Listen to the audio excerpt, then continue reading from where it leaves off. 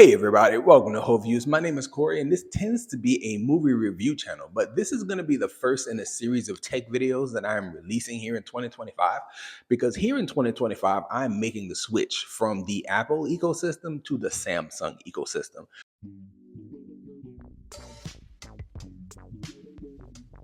So for the purposes of today's video, I'm going to be going through and talking about one, my cell phone history, like going back through the past and what kind of enables me to talk so widely on technology, as well as going into the theory and the philosophy that I have about the cell phone game where it is right now, and talking about the idea that kind of came to me and inspired this need for change after 10 years of being an Apple primary user. So use the chapters in the description and jump around. We're going to start off with the history of my cell phone use. So the first phone that I ever had that was considered a smartphone was actually a Windows phone made by HTC. I'm not sure if it was this exact model, but based on the features that I can recall, it is the exact same phone. So you have a stylus that's tucked away in there. You have a full keyboard that is slid out into.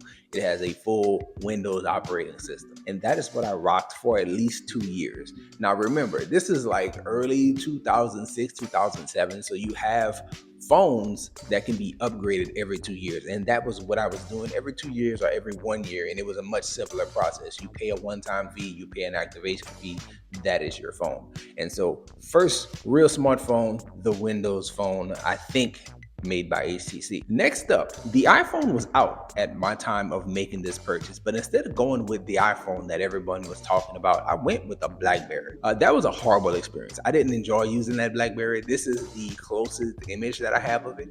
The picture here is red, but I believe mine was a blue or a black. I'm a big fan of blue phones that you may see in the pictures that I use coming up. And so I used a Blackberry for about a year. And as I watched other people use iPhones and get into the Android market, I looked at it and I said, I'm not really enjoying my experience. I don't feel like I have the same capabilities as everybody else. They can play games and they got these app stores and there's stuff to do.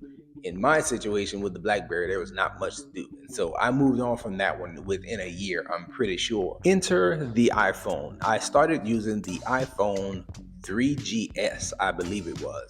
And so I enjoyed my experience with that one. I rocked that one for about 2 years. We all know the history and the story behind Apple, but when I look at my experience with Apple that first time around, I had my best friend, close friend, call him a producer when I talk about all my movie stuff because he gives me lots and lots of ideas and different things to do. He was using Androids, and so I was looking at his Android usage pretty much every day at work, and I'm seeing like the bigger screens and this wide open app store and capabilities of a phone that I didn't have with iPhone. So my next phone was an Android phone, and it was my favorite phone, I feel like, of all times, the HTC One M7. I love that phone.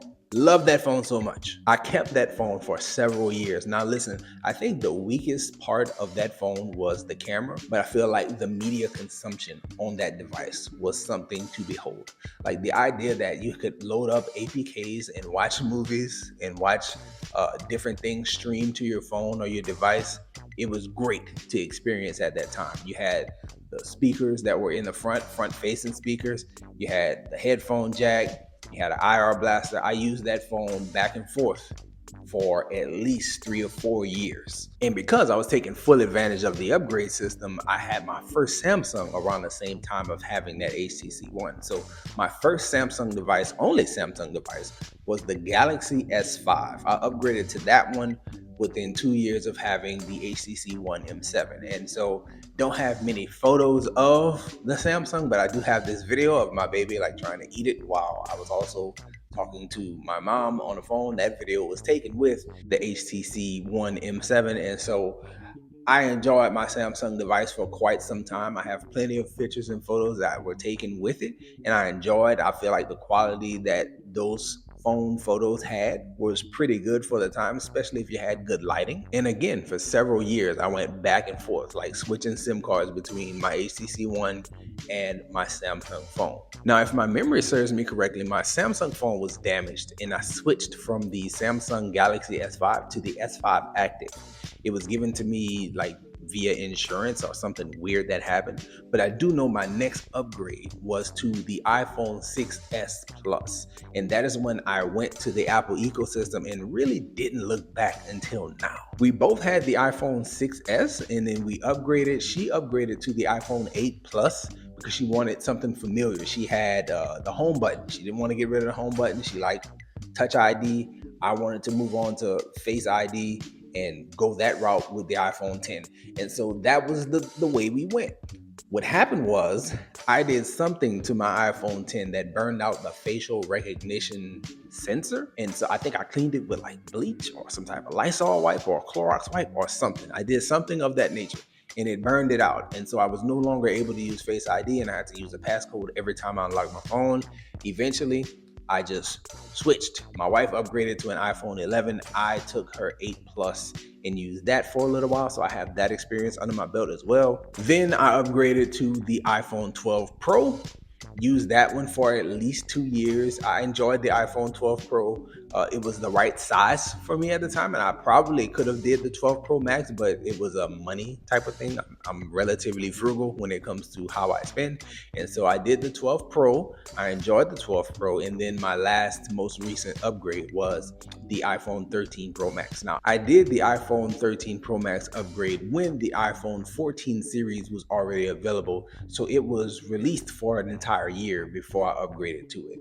Now, my iPhone 13 Pro Max is approximately 3 years old, and I'm looking forward to upgrading to something new.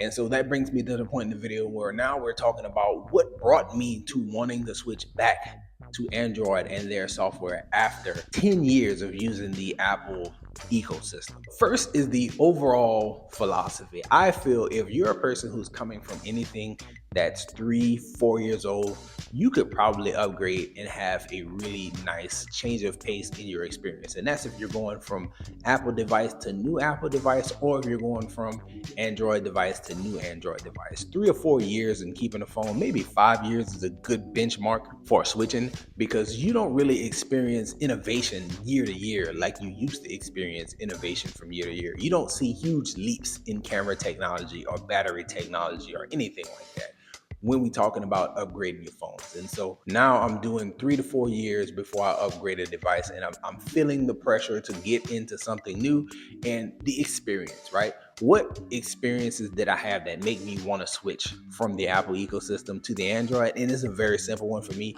It's the idea of I went through a lot of change personally. I switched careers in 2024, and I was exposed to people from around the world. And so I met people from Venezuela, people from Mexico, people who had went overseas and do work in other countries. And honestly, the biggest factor is I met people and worked with people who have lots of money. And so I got to see premium Android devices up close. I'll never forget my first time working in a different situation. I walked into a trailer where me and the guys kind of sit around and wait for jobs to get sent out to us. And I was seeing somebody watching Major League Baseball on a Samsung Galaxy S24 Ultra. And he had the Galaxy Buds in, he had this nice little case set up to where it had a kickstand, and he's like 20 feet away from me, and I can see blades of grass. His brightness is all the way up. He got the quad HD display going, and I'm like, yo, that looks really good to watch a movie on or to watch TV on in a work environment where, hey, I got a few minutes, I can look at this.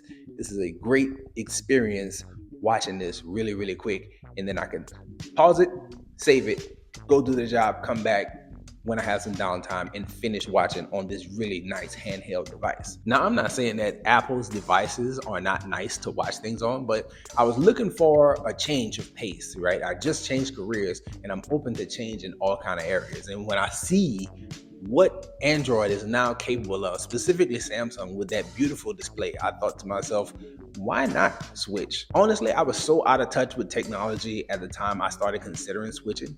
I didn't even realize that TouchWiz was gone. I thought TouchWiz was still there on the Samsung devices, and they've moved on to One UI, and they are currently on One UI 7. And I was just blown away at the idea that they have changed and overhauled their operating system so much from my last experience. But then I had to think about it. My last experience was approximately 10 years ago. So based on that one experience of viewing the best that Samsung had to offer, it made me open to the idea of looking into using an Android phone as my primary device. And so I've done tons of research. And at this point, we are in January 2025. The Unpacked event is in a few days from the time of this recording. And what I'm planning on doing, what I've already been working on, is that I'm going to upgrade to one of the 25 series devices, whichever one I can get the best deal on. It's probably going to be the Plus or the Ultra, who knows, but you'll find out soon enough, and I'll find out soon enough. But in preparation for that, I knew that I was going to change the entire ecosystem. So you see the Apple Watch I've been using, I have AirPods in the house, I have the iPhone that I'm recording on, but that's going to change shortly. We're going to have USB-C mics and everything else to go with the newer devices because my 13 Pro Max is still on Lightning. I already acquired the Galaxy Watch FE. You know, we're being frugal as possible to make the switch. So I got that Galaxy FE watch for Black Friday. I have Galaxy Buds FE on Black Friday. They are just sitting in a drawer collecting dust, waiting for the cornerstone of any ecosystem, which is the phone, to come into play whenever they do that Unpacked event. So I'll be coming back and updating you on my experience in switching from the Apple device to the Samsung device and the entire ecosystem change, as well as reviewing that device. If you like this type of content and like to talk tech, I'll be doing that just a few times throughout the year this year. And so that's all I have for this one, y'all. Just wanted to go over my history because I've used a bunch of different devices and enjoyed most of them over time. But I can clearly see the flaws in Apple. I'm willing to go back and see what Android has to offer. I just wanted to talk about the theory behind the switch before actually making the switch and kind of give people a little bit of warning as to when I do the switch, like why he doing tech videos and talking tech. It's because I've been focusing on making this switch for so long. Those are the thoughts. Please let me know if you have any thoughts or comments about cell phones and technology in the comment section. I'd appreciate it. And that's all we got for this one, y'all. Enjoy yourself, guard your heart, and go watch something good.